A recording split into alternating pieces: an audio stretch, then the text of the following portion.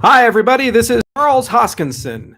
It's almost midnight here, broadcasting live from warm, sunny Colorado. I decided I'd make a quick update for everybody and also thank the team for having a great product update today. It was really an amazing thing. I missed the first half of it and I had to rewatch it because I was the keynote at the Wave Financial Conference that was held in California this morning. It was a virtual summit. It seems like these virtual summits have become pretty popular and pretty common, and it's really amazing to see how quickly you can get an audience. The Wave Financial was about 750 people, relatively small event, but they didn't advertise it much. And our product update consistently had 500 to 600 people watching live, and I'm sure we'll get thousands, if not tens of thousands, of views throughout the month. What's really most exciting about it is that it is interactive and it covers comprehensively a lot of the different product areas. And we still have yet to actually bring all of our product managers together. You're only getting a small sample of the people. Despite that, it's really starting to look a lot more mature and a lot more professional. There's a little bit more work to do. I mean, it certainly can improve the microphone quality here and there and lighting quality.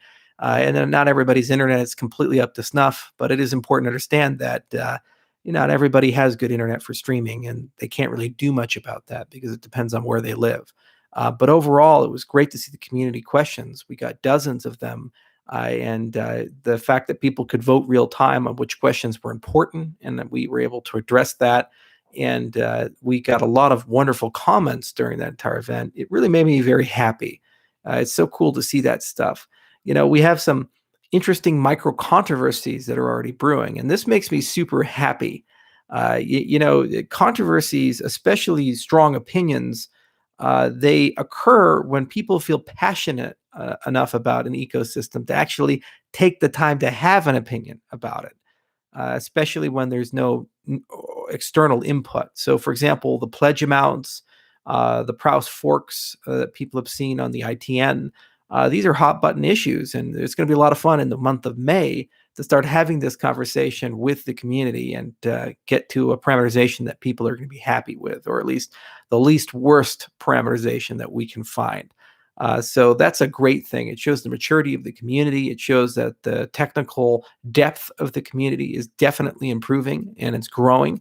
It's one thing that's really cool is that Drestia now allows you guys to rapidly deploy and build things, and we've already gotten a lot of wonderful responses to it. But overall, this is a monthly affair, and we're starting to see that there's better coordination and also less friction in these relationships. So month by month, it's super cool to see rapid progress being made. Now, dates were announced. As I said, I'm no longer the dates guy. I know all the dates, but I can't announce them. I don't talk about them. I promised we'd let Aparna have that discretion, and she chose to announce the Friends and Family testnet May 11th. So I figured I should elaborate a little bit more on this particular testnet just to make sure that people fully appreciate and understand what it is and what it's not. So the point of the Friends and Family testnet is that we recognized that the minute that we launch the stake pool testnet, there's going to be well more than 1,000 actors who are sophisticated users who are doing a lot of stuff in very particular configurations that are immediately going to download the software, install it, and then submit tons of questions.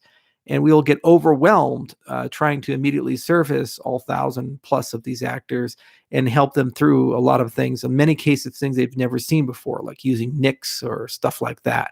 So we thought it was a really good idea that we train up a cohort that can basically work in tandem with our people. First, it's a sanity check to verify that the software does what we think it does, and it broadens our QA base.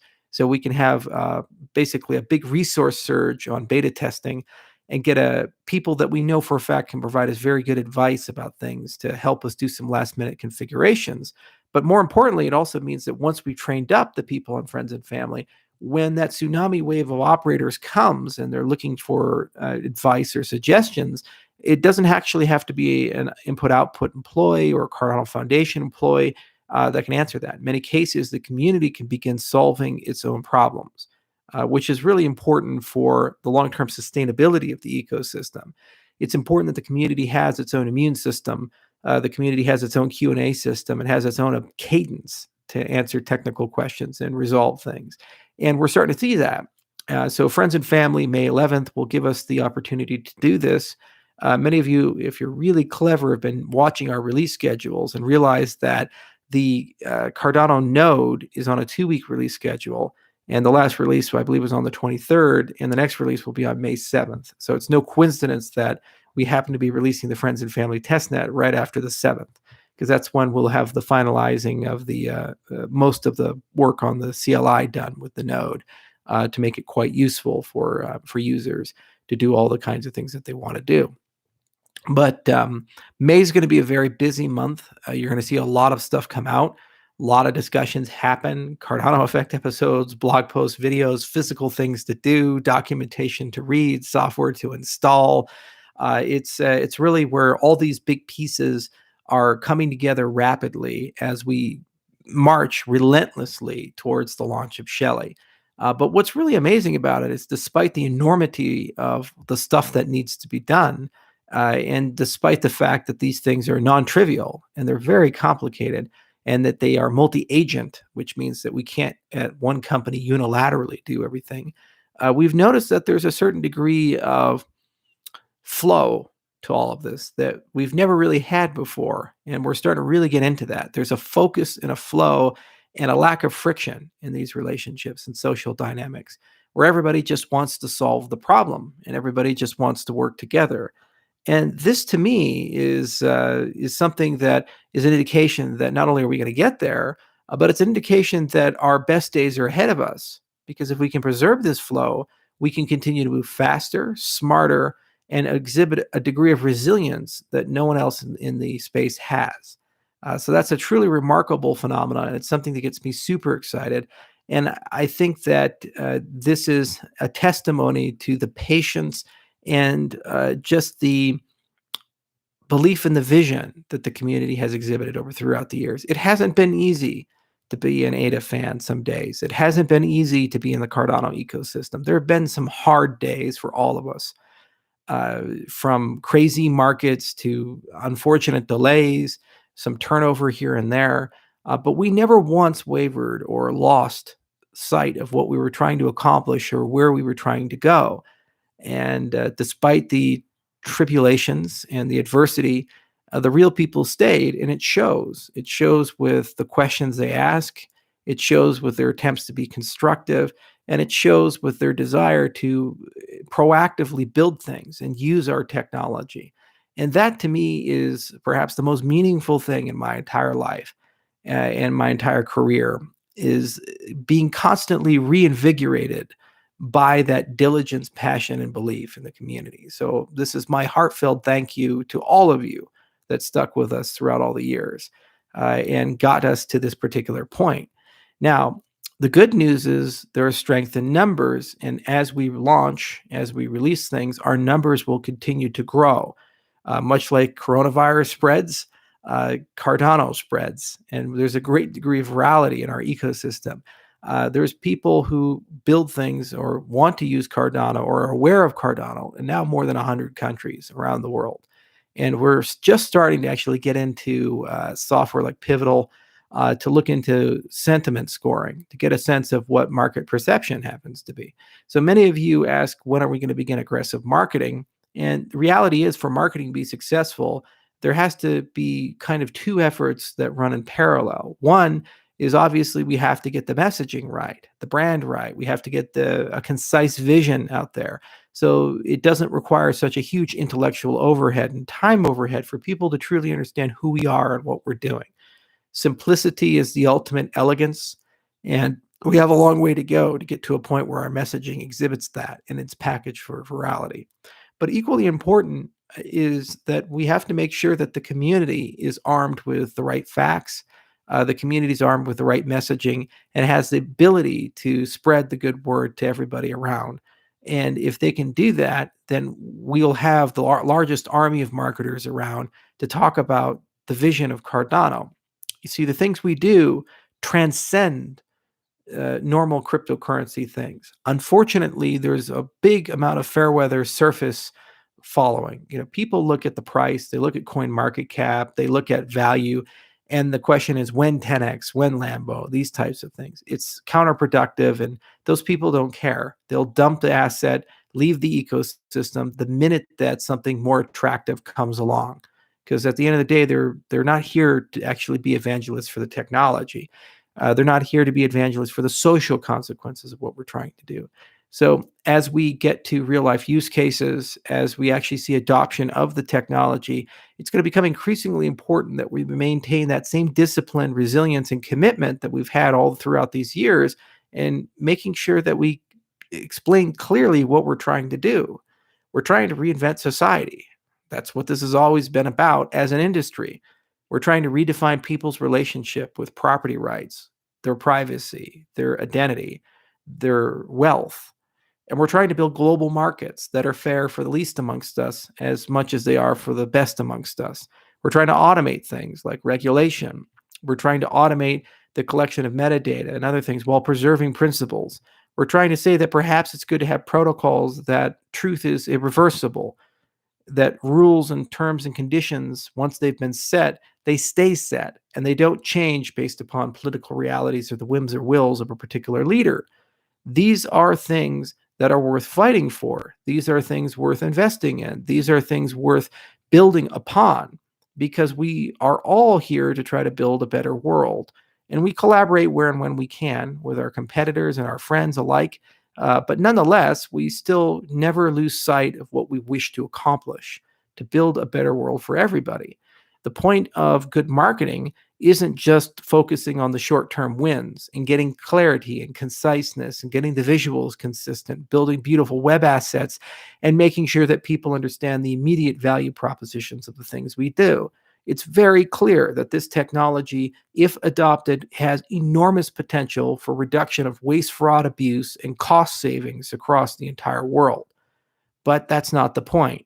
The point of this technology isn't to make rich people richer, businesses more efficient, or somehow make it easier to do business abroad. The point of this technology is to lift everybody up and put us all into a fair playing field and allow us to live in a society in the 21st century that was better than the society of the 20th century in a way that is fair and respects you as an individual and doesn't force you to hand your autonomy, power, privacy, your life over to some central actor and hope that they do well with it. In many ways, coronavirus has forced the entire world to start having a philosophical conversation. We see it in the streets where people are protesting the lockdowns. We see it when people start questioning the official stories about things, about the origin of the virus or the science behind treatment. And basically, the techniques being used to silence people are not ones you would expect in a free and open society. You don't expect in a society where we have nothing to fear with a difference of opinion and we simply can debate with somebody for people to threaten to pull medical licenses or for videos like on YouTube to be censored and taken down because they contradict with some body like the World Health Organization. So the whole world is starting to realize that there are very real stakes that have nothing to do with coronavirus, but have everything to do with how they live moving into the 21st century. All this technology we've constructed, while it provides wonder and magic for each and every one of us, also has the potential to install a dystopia that even George Orwell would not be able to predict. Everything you say, think, and do can be traced and tracked.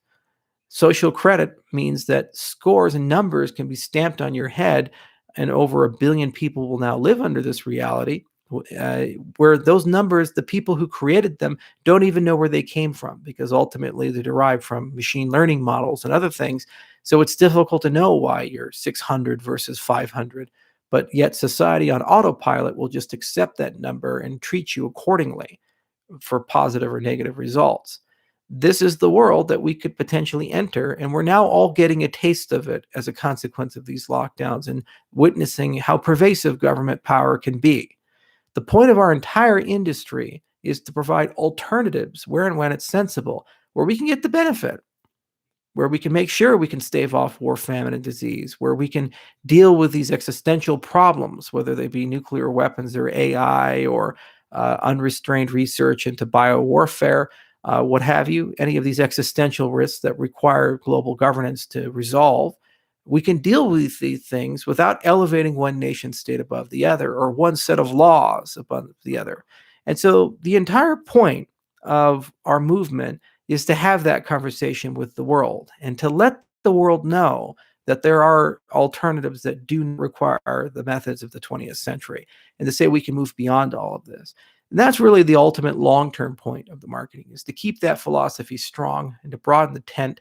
And we'll find that we can find so many allies if we do that, who've been fighting literally lifetimes for these things, many of which who won't see it all the way through because they are a bit too old, a bit too worn out, but are willing to still carry that baton and to still fight for us.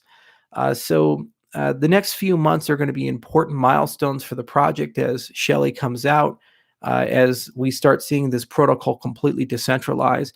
But in no means are they the end of the story. In many ways, they are the beginning of a new story of how we have crawled out of a concept, an idea, an unrealized fragile dream, and we are now entering into a new reality where we are now going to begin fighting for a world that we'd all like to live in, and we'd like to grow old in. And hopefully we all get there together. So I'm so happy about this product update that we recently did. I love the trend, and I think little by little it's going to get better month by month. And it just gets exciting to watch them. I love the discipline behind it, where we kept it to an hour each time, and the agenda was tight, yet it still had a lot of dynamicism and community interaction. And I'm really excited to see how we get to the virtual summit. That's coming very soon. We'll make an announcement about the virtual summit in May. And I hope to see you all there. And that's really going to be a summit about how do we get to real world use cases. It's going to be a summit about the ecosystem of technology around Shelley, and how are we going to wake Shelley up and make Shelley so special for everybody. And of course, when we host it, Shelley will have been launched. So the message won't be it's coming. The message will be download it. The hard fork is coming. That's a good place to be in. And then hopefully we can do it again for Gauguin and for Voltaire as well. So thank you all for listening. Have a nice night. And it was always good to talk to you guys. I love you as a community. You're amazing people. It's still bewildering to me to see how we've gone from nothing to a position where people name their children Ada. They get tattoos with our logo. I get letters in the mail from fans, old and young alike. It's a truly surreal and humbling experience, and it does mean the world to me and to my family and to all those who I work with every single day. We understand the magnitude and the gravity of these things. It certainly does get stressful at times, and we do attempt to inject levity at times, but never once do we forget the amazing responsibilities that weigh on our shoulders and the hopes and dreams of the community as a whole. So keep on dreaming, keep on fighting, and I look forward to May. It's going to be a very fun month for all of us. Cheers.